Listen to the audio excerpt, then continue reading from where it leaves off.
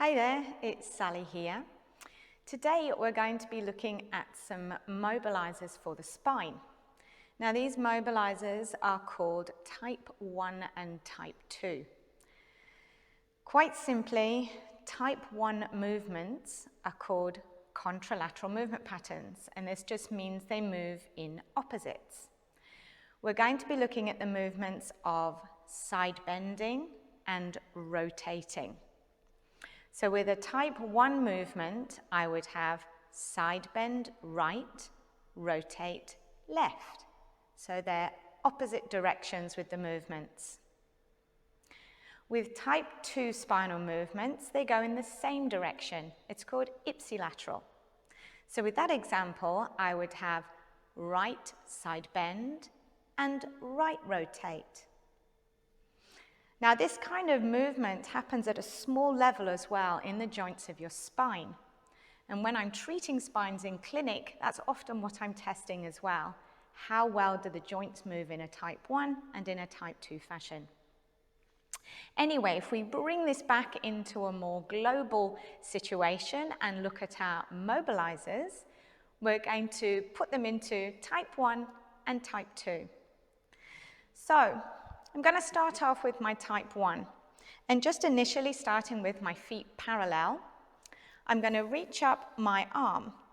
Now, if I continue to reach here by drawing my shoulder blade up and really reaching for this ceiling, you can see already it's pulling my spine over into right side bend. Well, it's right side bend for me anyway.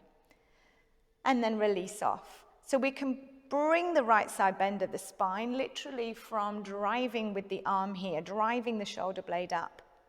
Now to add in my rotation, I can then reach forwards with the arm.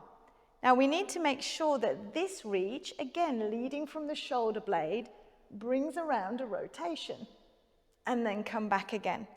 So reaching up, reaching forward, and then just feel that nice little sense of chewing gum lengthening, that opening into our myofascial system, and then come back. And then we can put them together. So we have type 1, coming back out. And again, as usual, always just having a moment to check into our system. And then I'm going to repeat on the other side. Now on this side, I'm also going to show you how you can bring your legs into this. So I'm going to bring my feet wide. The movement I'm going to be doing is just a small bend like this. And that's just going to slowly lengthen my inner thigh muscles, decelerating these muscles. So starting here, reach up to the ceiling. So that brings about my left side bend this time. I'm going to reach forwards and have a nice lunge and then come out. So I'm combining now my type 1 trunk mobilizer with a nice lengthening mobilizer of my inner thigh. You can also bring this into a little bit of a different travel vector by just bringing the foot forwards. So it's the same motion. I'm driving up and coming back out again. But this just allows a little bit more opening into my short adductors and also a little bit more opening into my hip flexors. So this is a lovely mobilizer to use when you're doing your warm-up. Now our type 2, if you remember, was the same direction. So a nice way to work into this is to start with arms up. I'm going to then reach with my left, but pull down with my right. So my elbow comes towards my back pocket. And if you can see here now, I've come into right side bend, right rotate. And then I can have my chewing gum like ooze, come through center, other side. Come through center, other side, through center. Now to increase this one, I can just add in a little bend of the knee. The pelvis drops, I create more space in this side of the body.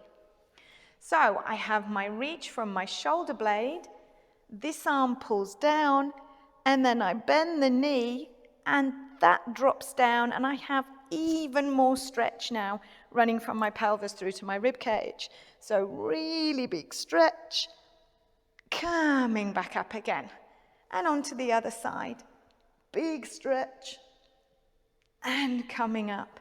And again, feeling that chewing gum-like nature, coming up,